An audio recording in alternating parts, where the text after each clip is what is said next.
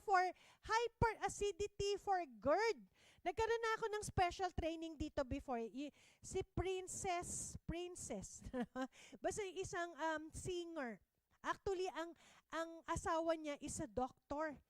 So siya, meron siyang hyperacid GERD. Nag-post lang siya sa Instagram, no? Sabi niya maganda tong barley, nakatulong sa kanyang hyperacidity, no? Yung esophageal reflux disease, no? Kasi nga marami ka ng toxin sa katawan mo. Kaya ito, since highly alkaline siya, nagre-regulate. Barley is good for ulcer hyperacidity because it is highly alkaline, which reduces the acidity levels in our body. Kasi nga, lahat ng mga pagkain kinakain natin, di ba, sobrang acid. Dighay ka na ng dighay, di ba? Wala, sakit na ng tiyan mo parate. Inom ka lang ng barley kasi i-regulate ang acidity kasi nga highly alkaline siya. Due to the organic sodium present, it facilitates the production of hydrochloric acid in the stomach, which helps in the digestion of food and neutralizes acidity. No? So, yan ang dahilan bakit maganda si barley for ulcer, hyperacidity. Yung GERD ko kasi, nagsimula yan. Nung nag-work ako, as in mga early 2000s pa, ganyan. Huwag niyo na bilangin yung edad ko. Pero, ganon. So, I was diagnosed kasi burp ako ng burp. Tapos kasi dati naman, kahit nag-work ako sa corporate, kumakanta na rin ako. So, nawalan ako ng boses. Actually, nagsimula pala, college pa pala. Mali. College, nawalan ako ng boses kasi may concert kami at wala talaga as in frog yung boses ko. And wala naman akong ibang symptoms kundi burp lang ng burp, ganyan. Tapos, nung nagpatingin ako sa doctor, nung una sabi, hindi pa nga GERD parang kasi sa ENT ako nagpunta. But anyway, after a couple of years na nag-work na ako, na-diagnose ako officially with GERD. Nung nagpunta ako sa gastroenterologist or yung specialista na doktor for mga gastrointestinal problems. So, ang dami niresetang gamot sa akin. So, yung mga Prazole, mga Lansoprazole, ganyan. Na-try lahat ng klase ng Prazole or yung tinatawag nila na proton pump inhibitors, yan. Lahat yan din pinagdaanan ko. Bukod sa napakamahal niya. Yan, nung nagsimula ako dati, mga 100 yan per day.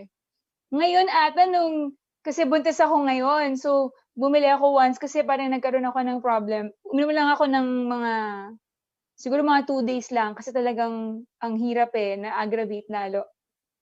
200 na siya. Parang nagulat ako. So, sobrang expensive yan. So, sobrang thankful ako na-discover ko yung Sante. Pero anyway, before that, years yon. Years akong gumagamit ng mga PPI. Ibig sabihin, years akong gumagastos for it. And years kong dinadanas yung side effects niya.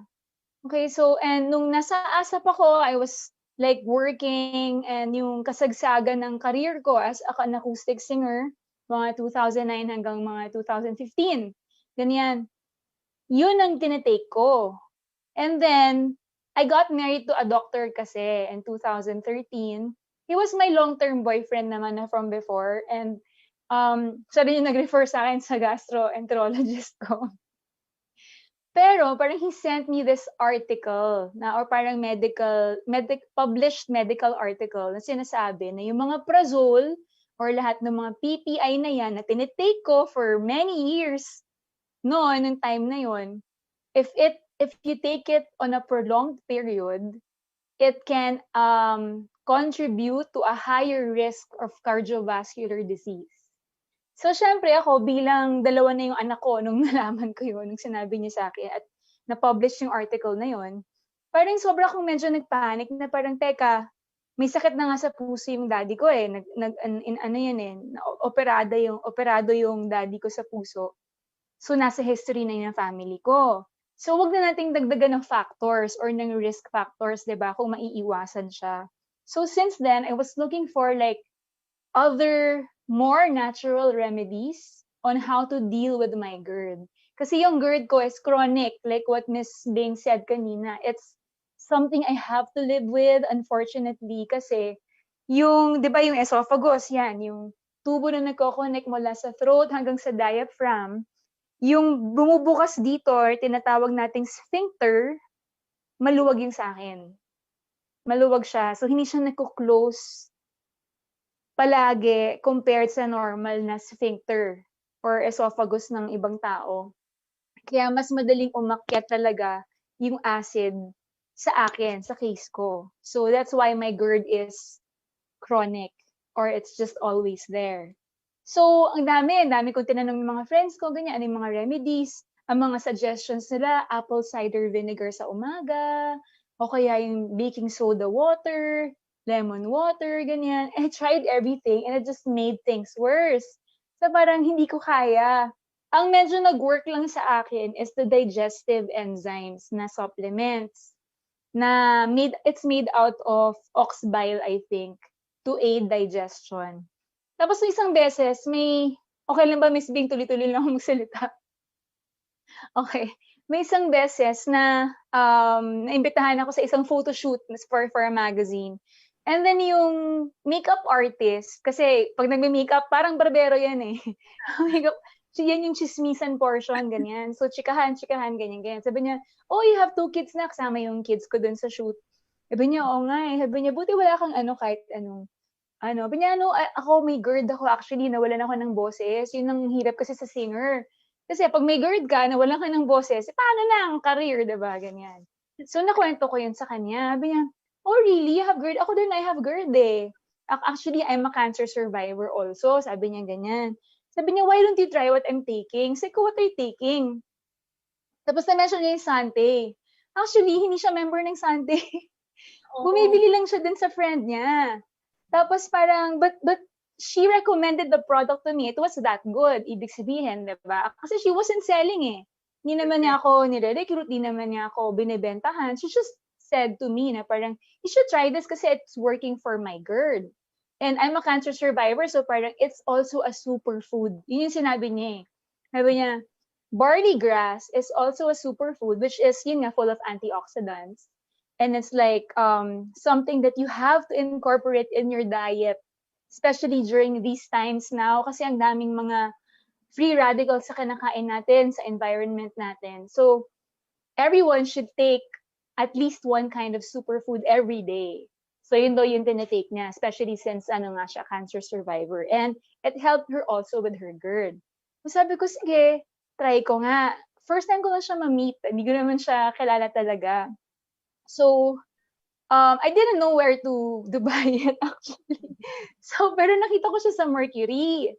Yes. So, I bought there like a box ng Sante sa Mercury, and then I tried it. Sabi niya, you just drink 1 sachet, you put it in cold water, basta wag lang warm. You put it in cold water, and then you take lang what you're taking. The digestive enzymes, you can still take it. The probiotics that you're taking, you can still take it. Just add it to what you're taking now. So yun yung naging replacement ko sa mga gamot, as in yung medicine na tinitake ko. Although, syempre, disclaimer lang guys lahat naman ito, kinonsulta ko sa doktor ko. Okay? So, kasi, I didn't wanna do anything na to replace lang medicine. Basta-basta, kasi syempre, delikado na naman yun. So, lalo na bilang asawa ng isang doktor. So, bago ko lahat ito ginawa, nagpatingin muna ako sa gastro ko ulit, sinilip na yung tiyan ko ulit, using an endoscopy, yan, kasi I have that every year eh.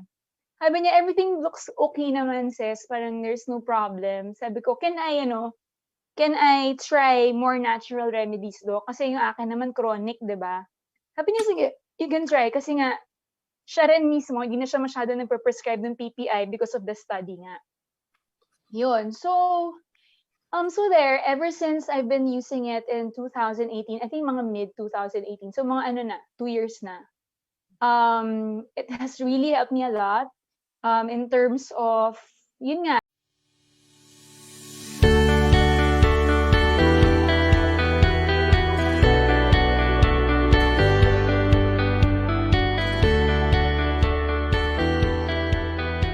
Ang gastroesophageal reflux disease o reflux esophagitis ay isang sakit kung saan ang esophagus ay nai-irritate at nadadamage dahil sa acid reflux o pag-angat ng stomach acid sa lalamunan.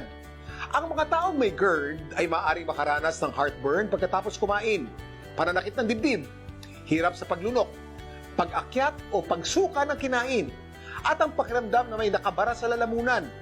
Kapag merong nighttime acid reflux, maaaring makaranas ng pag-ubo, laryngitis, pagkakaroon o paglala ng asthma, at hirap sa pagtulog. Ano nga ba ang dapat gawin kung ikaw ay may GERD? Always start off by prevention. You have to analyze it. Diba? Why do you have GERD? If you're the nervioso type, try to relax. Try to stay cool. Diba? Try to drink a little more water. The immediate emergency thing you can do for GERD is to sip some water. So you actually take out the acids of, that's there in your throat or in the esophagus. You wash it down. Diba? Ang problema is, babalik yan. So you have to wash it again. Barley I consider a superfood. It has all the ingredients that will make your body as healthy as possible. It has the micronutrients, it has the macronutrients, it has the vitamins, it has the minerals, it has beta-glucans that can actually remove harmful cells or harmful products of oxidative stress. It's an antioxidant, it has anti-inflammatory characteristics. Everything good is there. Health-wise, physically, barley is one of the best things that you can take. Ang Sante barley ay gawa sa pure organic barley grass na nagtataglay ng digestive enzymes at dietary fiber. Ito rin ay gluten-free, kaya safe para sa sikmura ng mga taong may hyperacidity. Taglay din ito ang iba't ibang nutrients na maaaring makatulong sa kalusugan ng buong katawan. Kung nakakaranas ka ng alinman sa mga sintomas ng GERD, kumonsulta sa doktor upang matukoy kung ano ang dapat gawin. In Sante, we believe that health is wealth. Tandaan, alagaan ang sarili so we can live more and do more. I'm Kuya Kim, and I'm on grass.